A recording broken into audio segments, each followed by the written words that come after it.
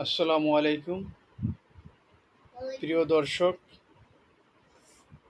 NCP যারা বৈষম্য বিরোধী বা ২৪-এর গণ অভ্যুত্থানের শক্তির দল হিসেবে যারা আজকে উপস্থিত, তারা দেশটাকে নিজেদের মতন করে চালাতে চাচ্ছে এবং তারা চাচ্ছে যে তারা সরকারি দল হয়ে কাজ করতে। তারা যেভাবে কাজ করছে মনে হয় দেশের তারা সরকার এখন।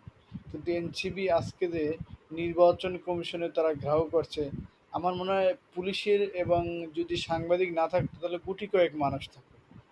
তারা যেভাবে মানুষের উপর বা রাজনৈতিক দলগুলোর উপর যেভাবে মানে আহ, অহংকার, হিংসা তো ছড়াচ্ছে, আমার মনে হয় যে কোনো মুহূর্তে তারা বিলুপ্ত হয়ে যেতে পারে। আহ, আহ, বিশেষ করে এনসিপির প্রত্যেকটা লোকই, যেগুলো নেতা আছে তারা অনেকে দুর্নীতি, চাঁদাবাজ, টেন্ডারের সাথে যুক্ত হয়ে যাচ্ছে। বিশেষ করে হাসনাত আবদুল্লাহ মোটামুটি একটু মানুষের কাছে ক্লিয়ার ইমেজ হলেও তারও কিন্তু মধ্যে অনেক কিছুই দেখা যায়। সারজিদ নাহিদ, আসিফ ভুঁইয়া যে উপদেষ্টা আছেন, সবাই কিন্তু দুর্নীতির একটা মহা উৎসবে পরিণত হয়েছে। তো এরা কিন্তু একটু ভালোভাবে যদি কিছু করতো তাহলে হয়তো বা এই দলটা ভালো একটা কিছু করতে পারতো। কিন্তু এখন যেভাবে তারা করছে তাদের মনে হয় না তারা তারা এদিকে আর কখনো আহ, সামনের দিকে আগাতে পারবে। তারা যেভাবে দেশটাকে একটা অস্থিতিশীল করতে হতো, আওয়ামী লীগের মতন ফ্যাসিস্টের মতন তারা আচরণ শুরু করে দিয়েছে।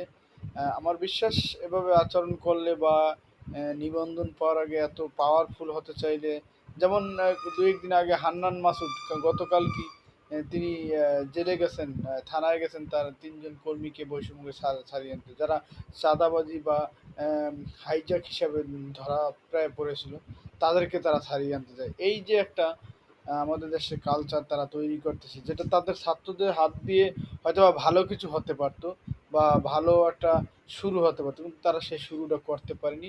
আমার মনে হয় না এনসিপি জাতীয় নাগরিক পার্টি তারা হয়তো বা সামনে যে আরো কতটুকু আগাবে জানি না, তবে তারা আমার মনে হয় অনেকটাই পিছিয়ে গেছে। তাদের মনে হয় যে সামনের দিকে হয়তো বা আর ভালো কিছু করতে পারবে। যাই হোক, আমরা আমজনতার দল, বাংলাদেশ আমজনতার দল, তারেক তারেক ভাই সত্য এবং একজন ভালো লোক। সেই আমজনতার দলকে ভারত আগ্রাসন বিরোধী এবং আওয়ামী লীগ ফ্যাসিস্ট বিরোধী হিসেবে দল হিসেবে গড়ে তুলছে এবং দেশের প্রত্যেকটা প্রয়োজনে আমাদের এই আমজনতার দল কথা বলছে। আজকেও আম, আহ, প্রধান উপদেষ্টার করিডোর বিদেশিদের দেওয়ার জন্যে যে